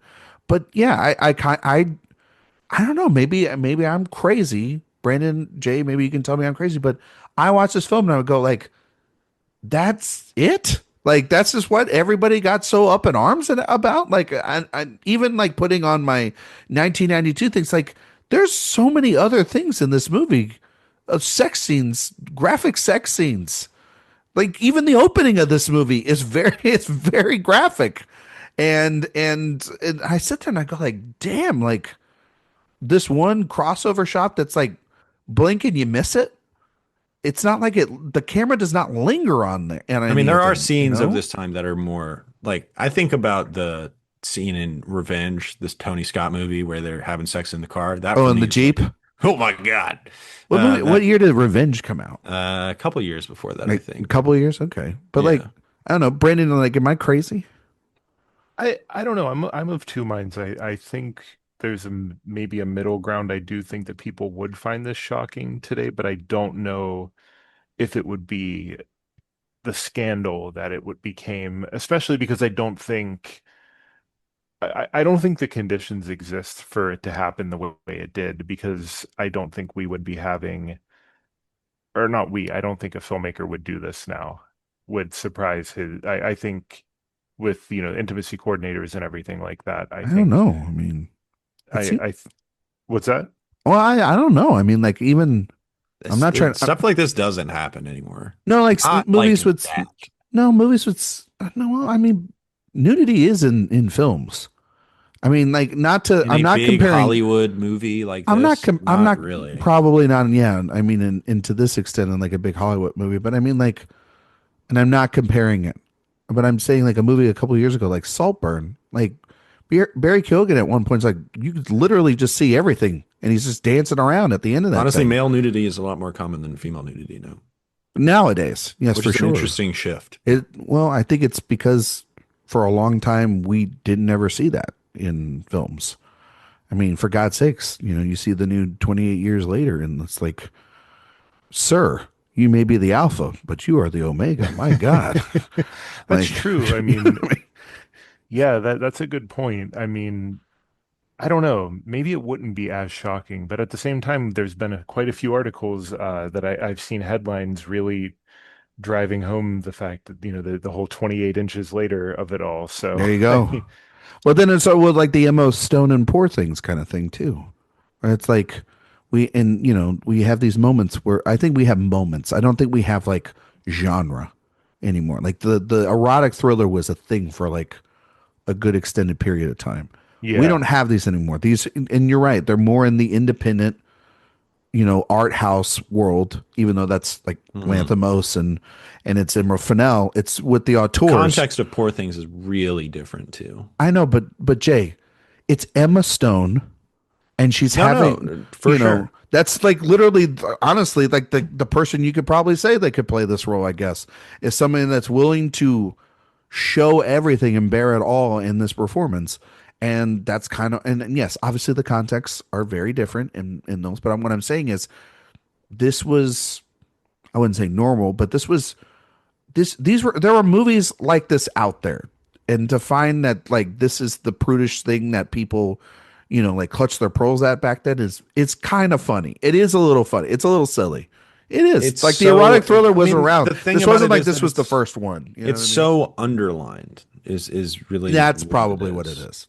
And And also the media made it a thing is really I'm assuming the it's trailer really the biggest thing. probably or the marketing for this thing like hyped up that specific moment, I mean, right? didn't she do this like on her SNL monologue? She like redid that scene. Probably so, but she was like in the middle of, It was just promoting the film. It was such such a a, huge thing. yeah, I guess so. But I don't know. That's what everybody knew most about it. And I think it's unfortunate that that's sort of the legacy of the movie. I That's hate what that I'm that is the saying is, case. yeah, Yeah. it's like 'Cause it that is such a good scene. movie. It's again, a blink and you miss moment. It also is really, it's a great moment to talk about, not just for the nudity, but for the power dynamics of that character. That scene is actually incredible It's really well shot. outside of that Yeah, moment, and I think that exactly. moment has power in and of itself. And I think it's a shot worthy of that scene. And I think Yeah. it says a lot about that character. And I think there's a power to that shot for sure. And that's undeniable just because of how much it is sustained. I also think But that scene all is the other great. stuff with her sort of playing tennis, mind tennis with Nick before and after that, endearing, is really great. The whole like keep asking him about having a cigarette, With Nick, she's and playing. She's not. That's not tennis. That's whack-a-mole. that's fair. That's very fair. Jay, who were the other actresses that you found that were? Oh, I mean the I mean, you Michael said Douglas Julie Rowe. really did not want Sharon Stone in the movie. That was Really definitely something that was yeah because he didn't think she was a a big good enough star. actress. Michael Hmm. Douglas got paid $14 million. Sharon Stone got paid $500,000 for this film. Jesus So Christ, um, it's like an but all. Michael Douglas was one of the biggest movie stars in the world, and Sharon Stone had kind of only done Total Recall. And so obviously she had this relationship with Verhoeven. Verhoeven thought she would have been a great fit, but Michael Douglas originally wanted Kim Basinger. Oh. You know, I don't know, probably not my first choice, but Who would it? I other mean, oh, keep going, Jay. I'm sorry. no. I mean, there were plenty of others up for the role. Julia Roberts, Meg Ryan, No, no. but all of them said no to it. I mean, anytime somebody's like alternate casting for a sexy female, I'm like, yeah, Michelle Pfeiffer would have made sense. She was up for it, but she also turned it down. Gina Davis, Kathleen Turner, Ellen Barkin, Deborah Winger, they all turned it down because they read the script and they were like, oh, Joe Eszterhas is kind of a weird guy. And so I can't see too many of these people. They're all missing. I mean, Gina Davis maybe, but even she feels a little more like this is going to sound like an insult and it's not, but she feels a little more homey than Sharon Stone. Like someone like I don't think I could land Gina Davis, so that's not what I mean by this. But I do think Gina Davis seems like someone slightly more attainable. They all kind of do. Maybe Ellen Barkin's the only one who seems a little icy enough for it, but Yes. still I don't see it. That's, I think, the Sharon Stone Brandon. is kind of an alien in this movie, where it's Yeah. just like, I don't even know how to deal with this person. Yeah, Gina Davis feels like a real person in every role she plays. Yeah. Yeah. No, I think that that's the right. I Brandon, mean, you're absolutely nobody right. would have been better than Sharon Stone. No, There's no. just no. no chance in It's the a, world. it's a, you understand why Verhoeven wanted her because it's the perfect casting. Because Brandon, to your point, like she's icy, but she's seductive and but she's completely devilish. It's almost like she's, when Nick goes to the nightclub and she's in the bathroom and they're doing drugs and she's got the guy and Roxy next to her and everything and she's tempting him. She's drawing him in like a tractor She does beam. have an inherent intelligence to Yeah, her. but she's so smart. And like that's the thing is like you have to be able to buy in to her also being one step ahead of everybody in this film. And I think all those actresses, because maybe Stone was still such an unknown property at the time, I think if you would have cast like Julia Roberts in this role, they would have straight up been like, "Oh, well, she's gonna, there's no way Julia Roberts could have been like, Julia Roberts could not do she this. could never do this." Like, I love Julia Roberts. Don't get me wrong, but in that time, no fucking way. Like, No. no fucking way at all. It just in the movie would have completely suffered if that's the case because this is a one of a kind performance and a performance that defines Stone's career from this point. This is one of those perfect Yeah. casting, like career defining. And Douglas is great in his role. Like he plays a slime ball very well. Douglas He was was in the his guy. Yeah. bag right now. He was I'm, He's Gordon everyone Gekko at wants this to have time, sex yeah. with me, and I want to have sex with everyone, and also I'm very kind of estranged from the world around me. That was Douglas's vibe right now, like ultimate slime ball, and he nails it. He nails it because he takes like that Gordon Gekko persona, or honestly, the persona that he's just had I for think the his last character 20 years. in the game, between the setting Yeah. and the performance, I I was think gonna his say. character in the game is this exact character. Yeah. Well, and it's funny too because I did see that Demi Moore was also up for this, and it's funny that they would end up doing this a few years later in a much worse movie, Disclosure, which I kind of like, but that movie is that movie does not age well. That movie, I'm surprised that movie hasn't been rediscovered by the Manosphere podcast because it's all about how men men are falsely accused, of all kinds of Who shit. directed that? Well, she Who did direct Disclosure? Hang on, let me see. she also did sort of poor man's Showgirls. She did Striptease. Yeah. Barry Yeah. Levinson did that. Oh, that's the Barry Oh, Levinson old podcast Barry. coming to you soon. It's My such God. a bizarre movie. It's just like all about like, men get raped too, which is like, yeah, that's true, but it just the way it goes about it feels a little like, like it's trying You to really say thought you something. were doing something. Like a weird call and response to this movie in some ways. Yeah, it's, you know what I mean? In his character here. No, I think that Douglas is great here. I think that the casting between the two of them is perfect. But man, he isn't as really like I would just want to between this and you're right, Brandon Disclosure and Fatal Attraction. It's like man, I just want to can I just have a movie where I'm just fucking everybody in yes? Like He it's does kind of have that energy where he thinks he's the most charismatic, likable person in the yeah. world, but he never comes off that way, and that's part of his power. He kind of weirdly builds that up by the 2000s because he gets Catherine Zeta-Jones and he's I don't know, like he had that public image, which was weird. He had the front row seat at the Oscar for a couple of years Oh, when he was the Jack mayor of wasn't there. Hollywood for a year. Yeah, he had that for a while. Is this movie hot? I think so. I think y- yes. I mean, here's my honest truth is that I am not a blonde, blue eye person. So the Mm. scene that I think is the hottest is the Jean Triplehorn scene before it gets kind of rough and dangerous. Because she is much more my type. So Oh, Sharon I thought Stone's you were some. just saying This you is yourself, Brandon, were not blonde Oh and no, no, blue I eye. do have blue eyes, this but is this is the exact experience I had watching the film with my wife. like I Jean Triplehorn is way more my type, and that's not to say that like Sharon Stone isn't beautiful. She's like objectively beautiful. It's just she is not my type. I think I mostly look through the lens of sometimes, Jay, I do this. I look through the lens of the time or the character.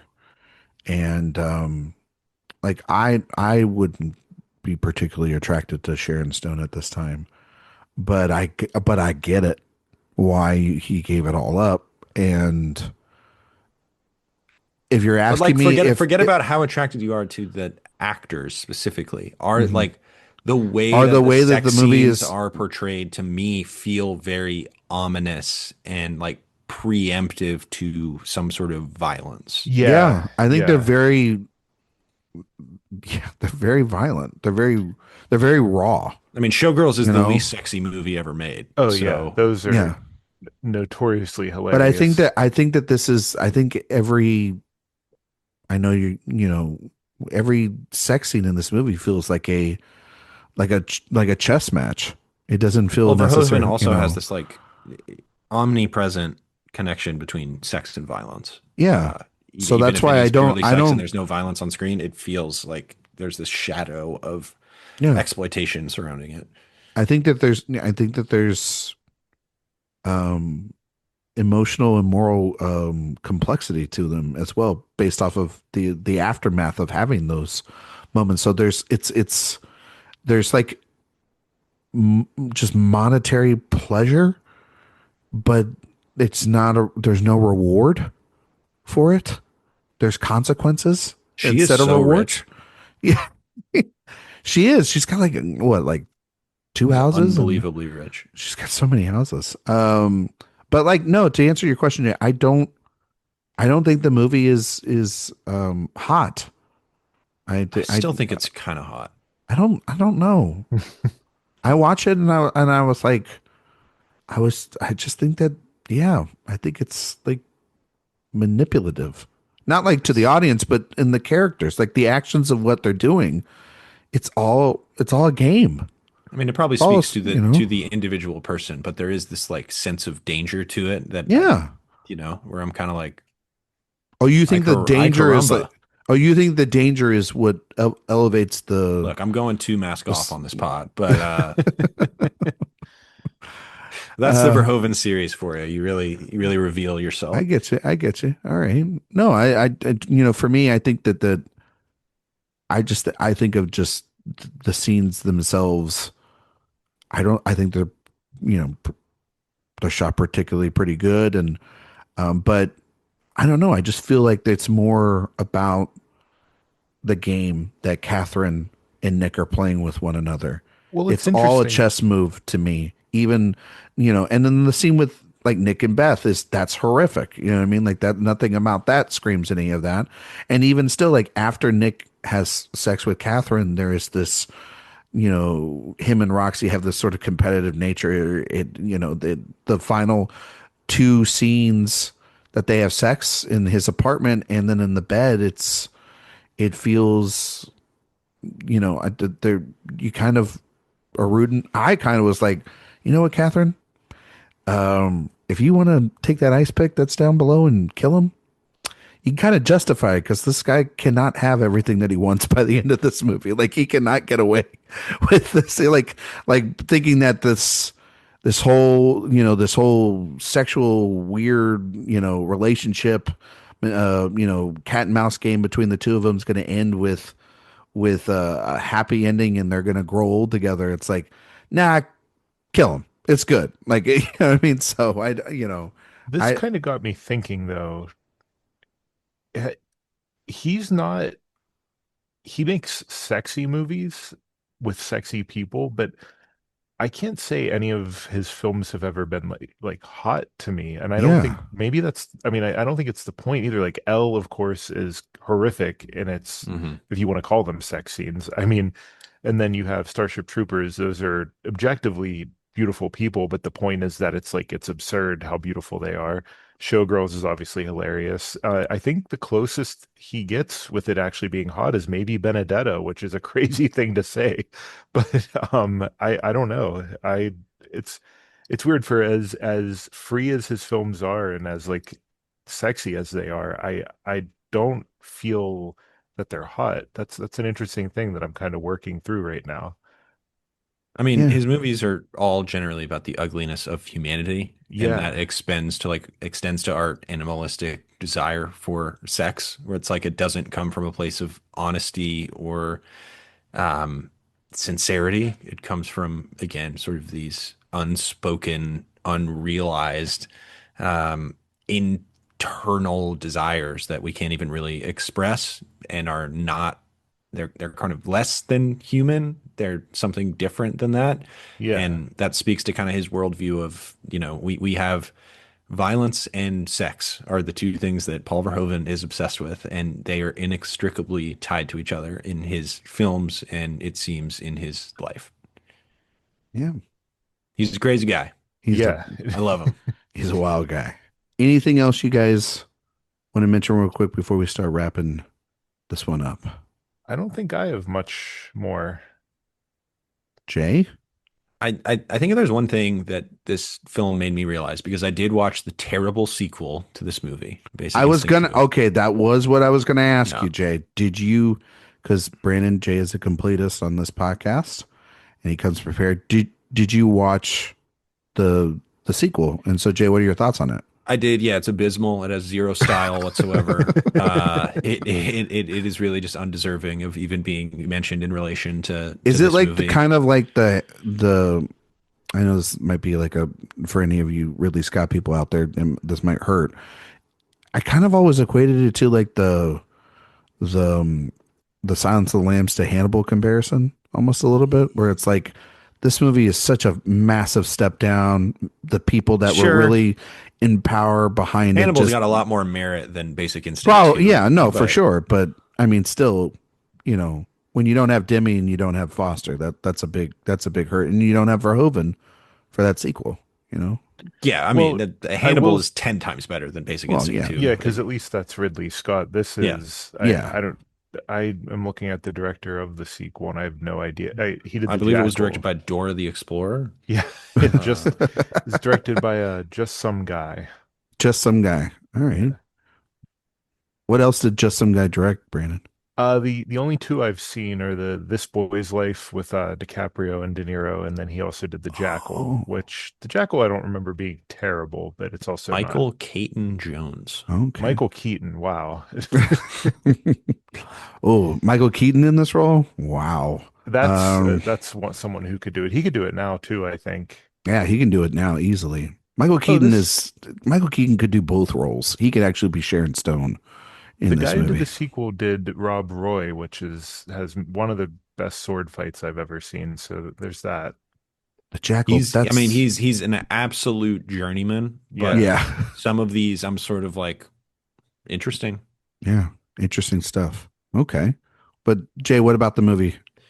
Thoughts on it? No, I mean, watching Basic Instinct 2, the realization I came to is Paul Verhoeven is secretly like an IP giant when you think about all of the sequels and remakes and things that he's done. RoboCop has two sequels and a remake. Total Recall has a remake. Basic Instinct has a sequel. Showgirls, look, It's almost like it had a sequel the way that it was reclaimed. Starship It Troopers. does have a sequel, surprisingly. Oh, it has the Pennies from Heaven. Is that what it's Yeah, called? Yes, yeah. yes. It does have like an unofficial sequel. There's also a Hollow Man 2 with Christian There is Slater. a Hollow Man 2. Starship Troopers is obviously like it's an entire enterprise. But none of those movies are good, right? Like, No, no, the yeah. Hollow Man 2 is terrible. I've But never. the, I the kind of Starship. want to dive into the Starship Troopers universe, Okay. but I don't think they have the You're that most curious. sterling reputation. I'm waiting. There's some people will go to bat for them. Yeah. I mean, I like a lot of bad direct-to-video movies. There's some people that'll say they have a little value. I can't remember if it's two or three that some people like. There's a And then Starship there's, Troopers cartoon. I yeah, can't wait for that's I can't wait for Benedetta 2 I back think in there's the a hood. RoboCop cartoon. You know what I mean? Like, and then Benedetta 2 is gonna rock. yeah, that's gonna rock. That's getting made by Universal, I think. Who's making that one? Who's directing that? Well, that's actually an interesting point is that he's never made any of these sequels. Yeah, that's true. That's Yeah. actually what the Passion sequel is. It's actually Benedetta 2. So Benedetta 2 is going to be Jean Colette Sarah. hey, hey, Sounds kind of good. I love him. That's one of my guys. I'm glad he's out of the rock business from what I can Big tell. Jungle Cruise guy. What did he do? Yeah. Oh, he did the Jungle Cruise. That's Black Adam. What else did he do? His rock movies are terrible, but he did Yeah. Orphan, which is Orphan. great. He Oh, did Orphan's good. House of Wax, which I think is a masterpiece. That's a good movie. Carry On wasn't great, but he did some of the better Liam Neeson movies of recent years, Nonstop and Dude, which Commuter. one's Carry On? That's the Netflix Taron Egerton Oh, the movie. Taron Egerton thing that everybody, yeah. everybody was liking for half a second. All right, And all then, right. Totally and then this fine. year, I'm going to go to bat for Woman in the Yard, which had terrible marketing, a lot of really bad reviews. But I will say Adam Naiman and I are like the two biggest champions of that movie. I think it's I a actually quiet had no masterpiece. idea that was him. Yeah, Yeah, that's crazy. I got to watch that. It looks incredible. It's directed really well. Danielle Deadweiler is really great in it. I think it has a lot going on in it. That's that like a deserves universal to be- statement these days. Danielle Deadweiler was good in it. Right? Yeah, yeah. Yeah. It takes a lot of chances for a typical horror movie. I'll say that. I saw her in this movie that was at the festival doing the festival circuit. I think it's called 40 Acres. And Oh, yeah. it's like I- a futuristic kind of, movie or whatever. And that one was pretty good too. Yeah, She's- I had fun with that one. She's like in her genre era right Yeah. now. So She's an Atlanta native. is she? Oh, that's right. Yeah. So That, we love her. that is correct. Jay, Yeah. before we get out of here, we're going to test your award season knowledge based on the film we just reviewed, Basic Instinct, in a segment we like to call It's an Honor to Get Nominated. Now, Brandon, you're a first time guest. So we like to put Jay through a little bit of an awards season test, through the ringer, if it were, and ask Jay a simple question. Jay, Basic Instinct, was it nominated for any Academy Awards? So I do think this was more respected than you would think. And I actually know that it got a nomination for score. I don't know how I know that, but I know that. That is correct. And I'm going like it wouldn't have gotten a screenplay. Eszterhas screenplay nom would be crazy. That would be wild. Cinematography, it feels like maybe today it would have gotten that nomination, but I don't think so back then. I feel like an Eszterhas screenplay nomination like would have resulted in like during like the height of Me Too, the Academy coming out and like saying we're abolishing screenplay forever. We're sorry that this We're happened. suspending the category. Yeah, but also I would be like fair, but also like great job. Great job. Great nom. It would have been a good nom, but Give it the win. Like commit to the full bit. I mean, it is crazy that basically any Verhoeven movie got nominated for Oscars, but Yeah. I'm going to say Score was its only nom. Jay, you're incorrect. It got another nom. It got nominated for best film editing. It's well edited film. So this movie, wow. I'm Also- looking at its awards here. Yeah, I feel like you're about to say what I just read. yeah, okay. So Sharon Stone was nominated for best actress at the Golden Globes. So she was in Okay. contention to get nominated for this for best actress this year. Mm-hmm. But on the other side, Jay, your favorite award show, She got razzed up. She didn't get razzed up. Your boy Michael Douglas got razzed Come up, on now. Let's get out of here. nominated for worst actor, and y'all's beloved Jean Tripplehorn nominated for worst I mean, supporting that is actress. just heinous. That's just mean. What shocked me, what I read, is that this was in the Palme d'Or contention for that year. That too. That's crazy. I mean, man, It was in competition.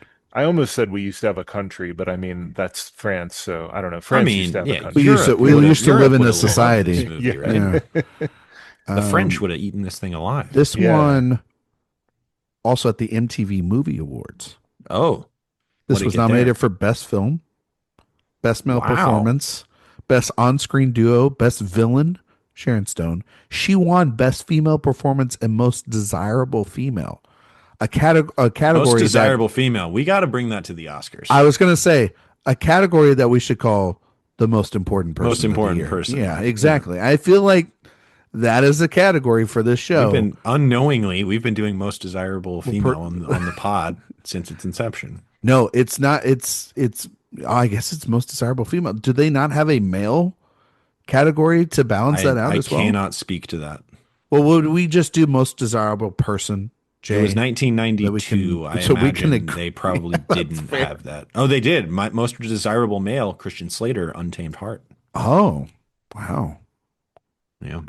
I would love the photo. You know how they do the Oscar photo? Christian Slater, Kevin Costner, Tom Cruise, Mel Gibson, Jean-Claude Van Damme. That's a chill group. Yeah. That's a great group. Wow. Yeah. They've aged all well. Nothing wrong with any one of them. It's true. Yeah. Guys, would you nominate Basic Instinct in any other category? This is, of course, in the year 1993 is when the Oscars for the films of 1992. This was the year, speaking of Clint Eastwood, where Clint Eastwood won for Unforgiven. I mean, a fine film in my The opinion. Crying Game, A Few Good Men, Howard's End, and Jay, Scent of a Woman. Ooh-ah!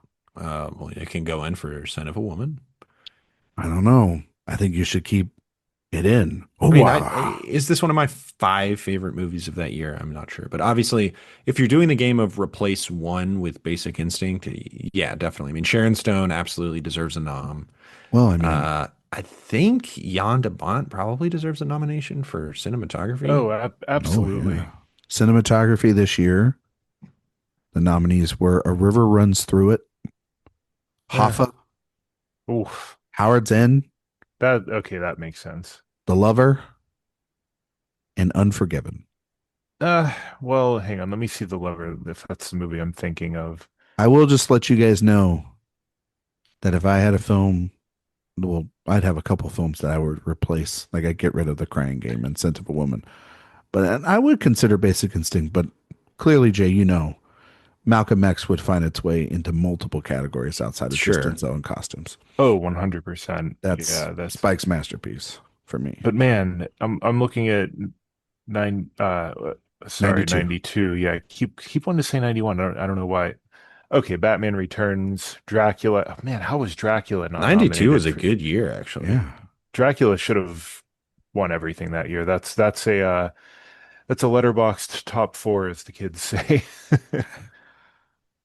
Bram Stoker. Love Dracula. I love Dracula. That's one I like every time I watch it. But I like, well, Fire Walk with Me. Hello. Deep Cover is a beautiful looking movie, Deep man. Cover rules. Yeah.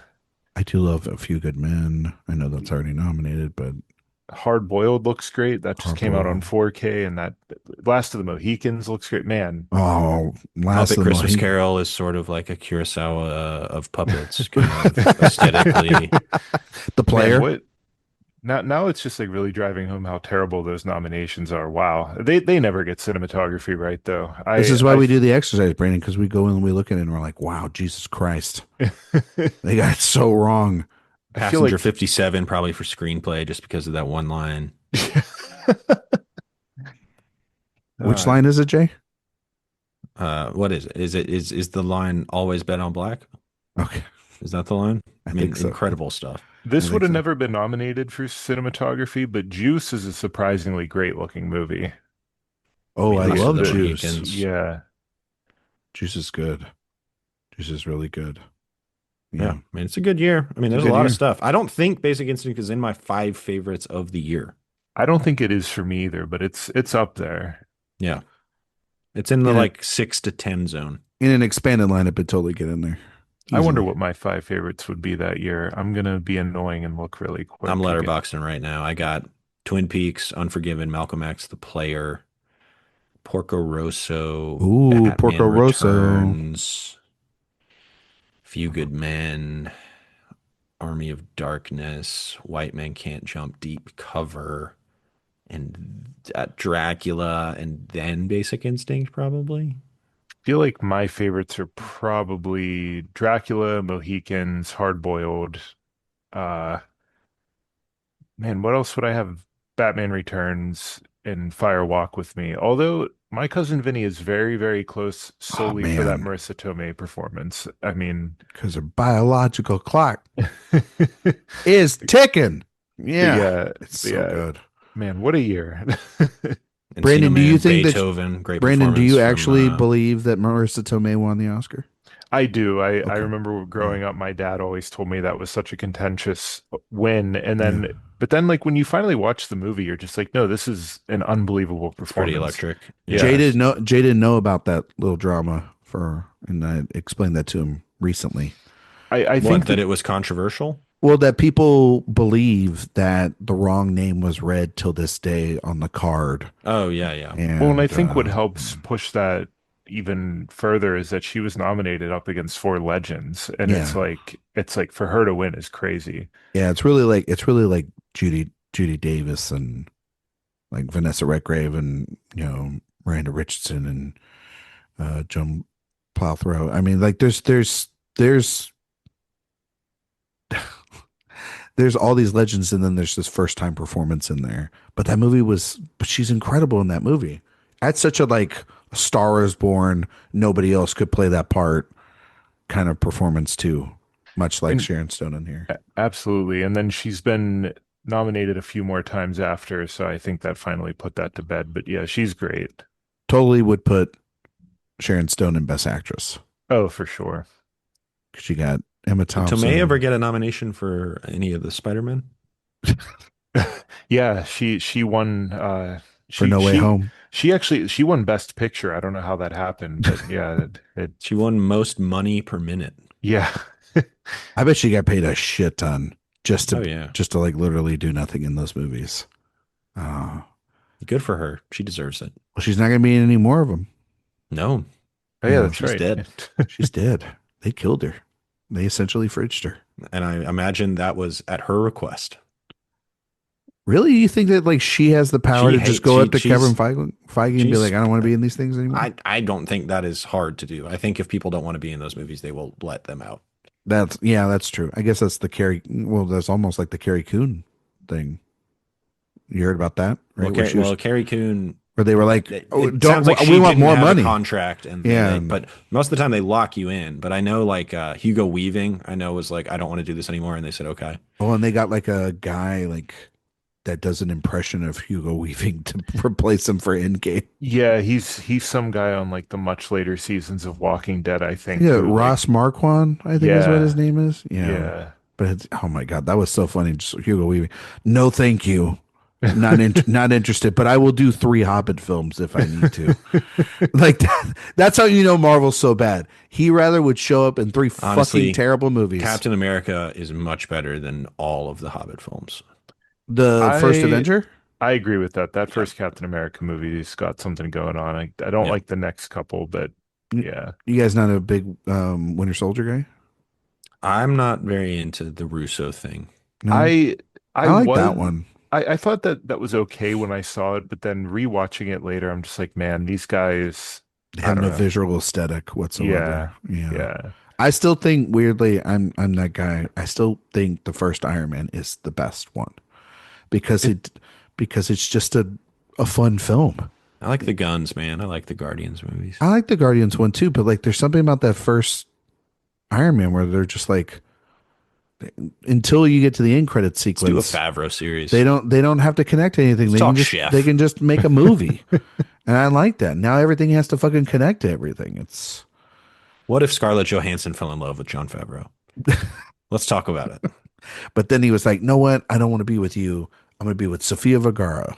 Like, Oh, a real Sophie's choice it there. really, Yeah, it really felt for the guy. yeah. Brandon, thank you so much for coming on and doing this wild show with us. Yeah, thank you. Uh, This is a fun way to end my day today. I had a long work day. I'm working a new job, and so yeah, this was a lot of fun. that's, we just come in here talking about a pretty normal movie, pretty chill, nothing really wrong about it And we didn't whatsoever. talk about anything else. Yeah, we didn't do any other sidetracks whatsoever. Brandon, can you tell everyone where they can find you and all your work on the internet? And if you could, please give a recommendation out there for the week for our listeners. It can be a movie, it could be podcast, it could be, any piece of art whatsoever that you would Could be like a to painting recommend. that you It could liked be a recently. painting for all Yeah. and make people travel to freaking see it. So you can find me at my name on Twitter. I mean, you'll see it in the description to figure out how to spell it. It's a dumb last name, very long in German, but I'm on Twitter. My writing's everywhere, like pretty much anywhere that'll pay me. But lately, I've been doing a lot of work with Letterboxd. They've been giving me a home recently, and it's been a lot of fun. I recently had an interview with Danny Boyle in video form, and then also in print form. They let me do a print version of it because this is way too long of a story, but Sony didn't send my camera angle, so the video that was put edited together is just Danny Boyle talking to nobody. Um, and Letterboxd was kind enough to let me transcribe it, and now that came out today, actually, when we're recording this, and you can read that in full. And then yeah, I've been doing fun stuff with them, really enjoying that. But something I want to recommend, I was trying to think of what I've done recently. I've been working so much lately that it's been hard to like really dive into anything new. And the two most recent movies I've seen that I've liked, everyone has seen Phoenician Scheme and 28 Years Later. But I will say there's a little indie that just hit New York, and I think it'll probably get a small release in certain cities. It's called Familiar Touch. It's from first-time filmmaker Sarah Friedland, and it's about a an old woman losing her memory. And it's not the kind of movie you think it would be hearing that description. It's kind of delightful, much lighter than you would expect, very heavy in moments, but it stars, I think she's typically a stage actress, Kathleen Chalfant.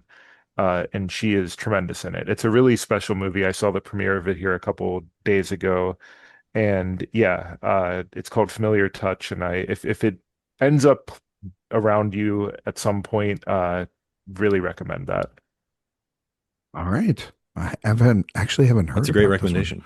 Yeah, I'm gonna have to check it out. Hopefully it's in my area. If not, then Yeah, maybe Music Box Films is distributing it, and okay. they're kind of getting rolling with some stuff. They had EFIS earlier this year, so Yeah. maybe it'll get a decent treatment I still need to theatrically. catch up on Probably EFUS hit too. ATL, Yeah, it'll I probably. think. Oh yeah, Jay, it'll be in your area for sure.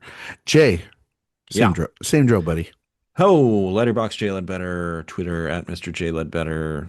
Any writing I'm doing, AwardsWatch. Listen to this podcast again next week. Recommendation of the week.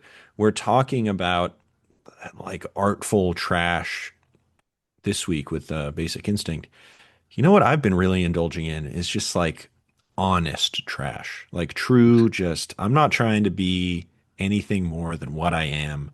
I am That's watching good. two series right now. I am watching the Final Destination series and I am Oh watching the yeah. American Pie series. And let me tell you, just good, clean family fun. Um, I'm having a whale of a time. American Pie. You talk about movies that might be, a little problematic in the context of today, but I think they're genuinely kind of sweet at points, and they make me laugh. And so I've been having fun with those. And Final Destination, I'm through Final Destination 3. I'm on my way to Bloodlines. Can't wait for it. Heard it's great. Every film I just mentioned, Final Destinations 1, 2, and 3, and American Pie 1 and 2, which are the ones that I've watched so far, I gave 3 stars to every single one of them. And we need to be celebrating 3-star films. Yeah. Um, and I've had just a great time with them. So, Brandon coming in hot with like a real artful, thoughtful, tender film. I'm coming in with Final Destination and American Pie.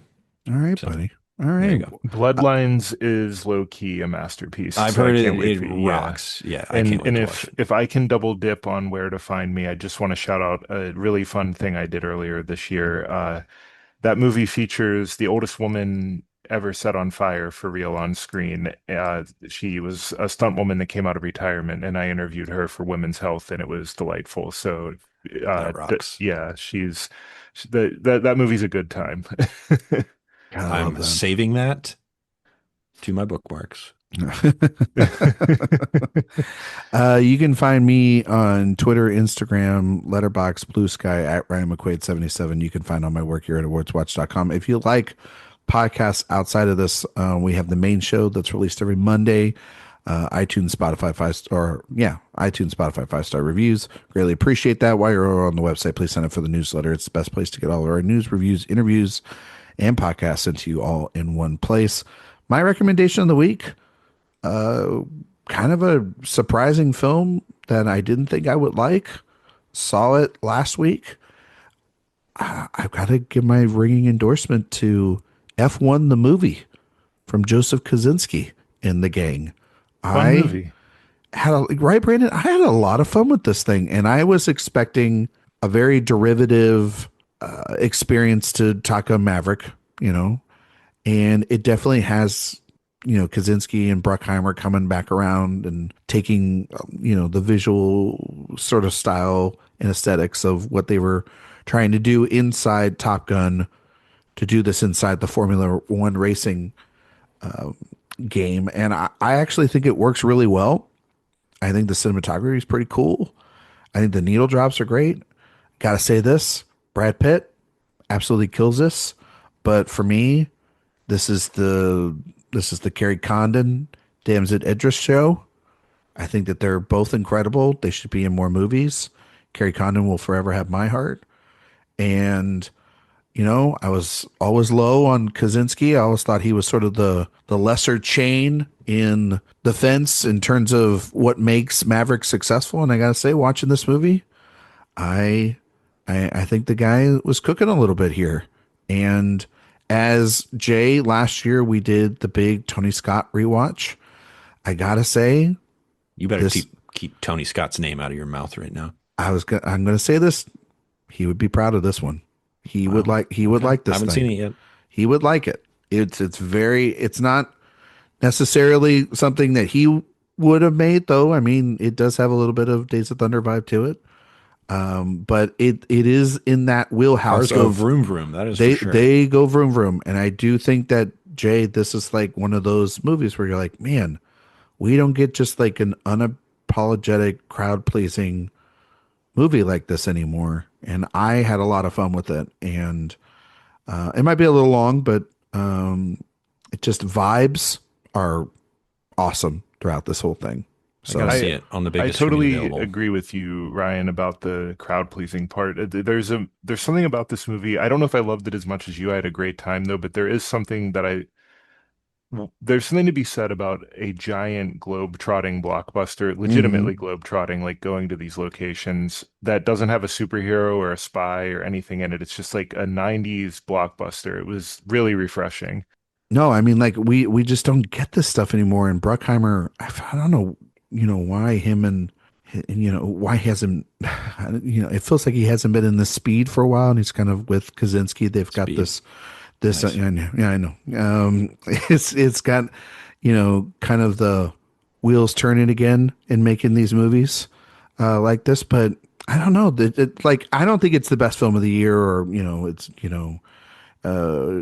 think it's a masterpiece, but it is one that, like, man, I just had so much fun with. And I just was like, man, I don't want to get off the vibes of this. Like, the summer blockbusters this year have been very bleak, and they've been like remakes of animated films or a Mission Impossible movie that, like, I like am like middle of the road on more than anything else, but don't hate it. And it's just like, man, I like, this is the kind of blockbuster we should get, where, like, it's fun. We should have fun at blockbusters in the summer. A lot of fun. You think it's better than American Pie too? Ooh, It is, but it's not as good as American Pie presents The Book of Love. God, Oh, there we it love is. that book of There love. it is. The Naked Mile. I was like, I don't know where Another Braden's great going. one. And then he got to, oh man. A month God ago, damn it. she was retired. Now she's being set on fire. Search that, folks. I've got this queued up to read. Jay, So, Thank are you. you That's going to watch all the spinoffs of American Pie as well? no, I will be stopping at American Reunion. Okay, I didn't know if you were going. Yeah. Well, that's not being very much of a completist now, is it? No, I'm just trying to anyone that Tara Reid is in. I'm a huge fan. I'm a huge Tara Reid fan. So Important person alert. I'm for going you. to rock through those. Yeah, but Yeah. Okay. I'm All just right. gonna You're gonna not say anything about plead the that. fifth on You're that gonna one. plead the fifth on that one. All right, buddy. Brandon, Okay. thank you so much for coming on. This was great. This was Thank so you, guys. this, This Hopefully was we'll have you so back much on. fun. this Thank was you. so much fun. Thank you all so much for listening. We will be back next week, and we will be talking about Showgirls. Should be a pretty chill episode. We will be having none other than our editor-in-chief Eric Anderson on, and what a wild. Not sure that episode will ever actually get released. But Yeah, we might just be telling you about this, and we'll see you in 2 weeks for Yeah. Starship Troopers. But if that, in any case, we're going to try to attempt to record that and not tear down the site in the process. So thank you all so much for listening, and we will see you all next time.